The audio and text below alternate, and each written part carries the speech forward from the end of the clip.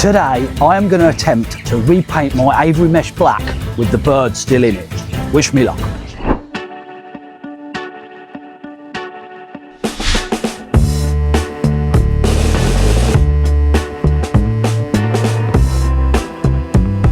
Good morning everybody and welcome back to the channel. I hope you're well. Right, so if you have an Aviary, probably one of the first bits of advice that you get when you're building your Aviary is to paint your mesh either black or dark green, because the visibility into the Aviary is so much better with it painted rather than its galvanised metal colour, which the glare back at you, it's very difficult to see your birds, especially if it's in sun quite a lot. So the advice is to paint your mesh, which is all well and good right at the beginning. Like at the beginning of my one, I painted it, some of it whilst it was off, and then finished it whilst it was on. But it doesn't last forever. Now this is like 5 years old coming up now, so I need to repaint the mesh. Now the trouble is the birds are in there, it's very hot, I don't want to take them out, so I've devised a way that I can paint the mesh whilst they're in there. So a few things I need to do first before I can paint it. One is I need to give it a good clean down with some warm water and a cloth to make sure there's no feathers and poo all over it before I paint it. And I also need to declutter the mesh. So take the cuttlefish down, take the water bowls down, take the rabbits' water bottles off. So I'm gonna do that first, and also I'm gonna change my t-shirt because black paint and white t-shirt don't really go, do they? No. So first off the mesh are the rabbits' water bottles. I will be leaving one on the side where I'm not painting, so obviously the rabbits can still drink. Then off goes the cuttlefish. Now I do have some brand spanking new ones fresh off a beach on the Isle of Wight that the girls picked for me last month. And finally the bracket from the small water bowl, and now it's ready for cleaning. I really can't think of anything exciting to tell you about cleaning the mesh. It's cleaning the mesh. All you're doing is getting the feathers and the poo off the mesh before you paint it. It's as exciting as that, and that's it. Okay, that is done and ready to paint now. So what I now need to do is go in the Aviary and I need to put something up that's going to separate the mesh from the birds. Now luckily, the way I built this, I've actually got a 50mm void to the timbers inside, so I can pin something inside. And what I'm going to pin up is this. I've had this for a very long time. As you can see, it's got moss all over it. So what this is a vapor control barrier used in like building industry. So it's basically a breathable membrane, which I'm going to cut pretty much to the size of the front, and I'm going to hang it internally. Now you don't have to use this, I just happen to have this because of the nature of my work, so I have this. You could use anything. I'll try and use something porous though, because obviously you're going to be covering the birds for a good few hours, so maybe like you could use a duvet or a bed sheet, depending on how like big your Aviary is. But this is perfect for me, so I'm going to get this cut that way. I'm not going to cut it down that way, I'm going to get it cut down that way, get it pinned up inside. Now I'm not painting the whole of the Aviary because I'm not actually painting that section at the end, so the birds will still have the daylight and the wind coming through there, which is a good thing. I'm probably using this in this sunlight, it's probably going to help them out and keep them shaded for a bit. So I'm going to get this kind of cleaned up a little bit, get it cut to size, and I'll go in there and we'll get it stapled up. Now this vapor barrier, conveniently, is 3 metres long, and with the Aviary being just under 3 metres, I didn't have to take anything off the length of it. All I had to do was measure the height of the Aviary, which was 1.95, so I went 2 metres to be on the safe side. Then just cut what I needed with a Stanley blade, sacrificing it obviously because I'm cutting it on the pavement.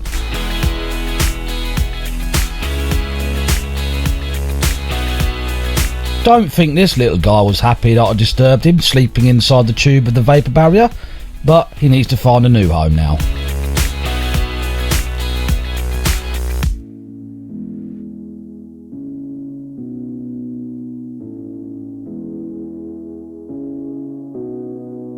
Right, okay, I've had to revise the way, rethink the way that I'm attaching the vapor barrier to the inside of the Aviary, because I went down the shed to get my staple gun out, and on the way up, you know, you do that silly thing, I accidentally dropped it, and rather than let it fall to the floor, you do that drop kick thing, make things 10 times worse. Now it's broken, so I can't use that. So I've had to rethink. Now the next obvious thing to use would be drawing pins, or thumbtacks if you're American, but I can't find any drawing pins. So what I've had to resort to using is clout nails and a hammer. Now, I'm not actually going to be sending the clout nail right in, it's just enough to hold the vapor barrier in place so I can go the other side and paint it. So I'm going to get the vapor barrier up, and then paint it. Not vapor barrier, obviously, the mesh. You know what I mean. Come on, let's get it up. So up goes the vapour barrier, and like I said, it'd be very foolish of me to send these nails right the way in, because you'll never get them back out again. I'm only sending them about a third of the way in.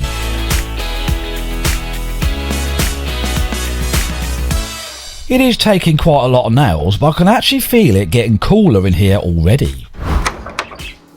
Oh, Jesus. Sweating like a pig, but it has actually made it a lot cooler in there, it really has. I put in way more clout nails than I wanted to because the wind kept taking it, so I've had to go pretty much everywhere and put in, I don't know, 100 times more than I wanted to because I've got to get them all back out. So I'm going to cool down, have a cup of tea, and then I'm going to get my Hammerite out and paint.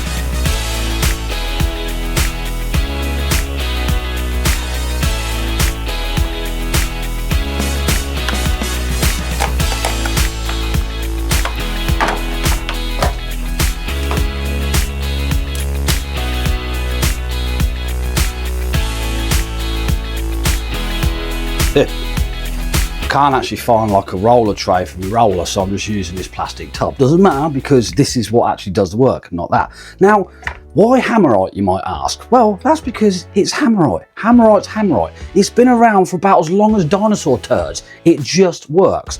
And rolling it on is a lot less wastage and a lot cleaner than spraying it on because it just works. If I remember rightly from when I'd done the Aviary last time, I probably used about that much Hammerite, which is not a lot. We're talking about that much of the tin, literally about that much of the tin. So there's no wastage. So in comparison, this tin of Hammerite was £10.99, and that could probably do that Aviary 10 times at least. Whereas in comparison, this tin of high coat, high gloss, black gloss, high temperature metal spray paint is £9 a tin. Now, when I first had my Aviary on the other side of the garden in 2019, I did spray paint the mesh on that, and I think I used about 3 tins at least. So doing the maths, Hammerite wins. So I'm going to go and Hammerite. Plus, not only that, it's got the vapor control barrier up, it's breathable, which means that some vapor and fumes from this could get through to the birds. Don't want that either. With the Hammerite, I don't have that problem. Now I'm going to go out there and get it done because it's roasting down here, but it's roasting up there. But it's good though, because the Hammerite should dry quicker. Come on then.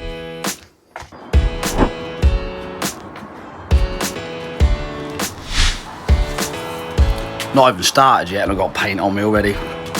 Now, rollering on the Hammerite is a masterclass in itself. It's a difficult task. What you need to do is carefully roll up and down the... I'm only joking. It's rollering on paint onto a mesh. Seriously, just don't overthink it. It's that simple. Just don't overload your roller so it's not running down the mesh. Now, as you can see, I'm only going as close as I can to the edges. I'm not fussed about cutting them in or anything because this is a repaint.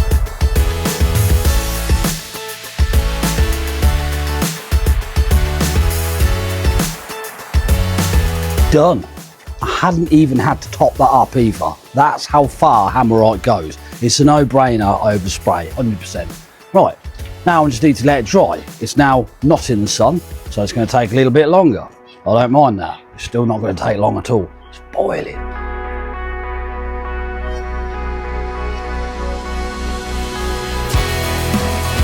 Oh,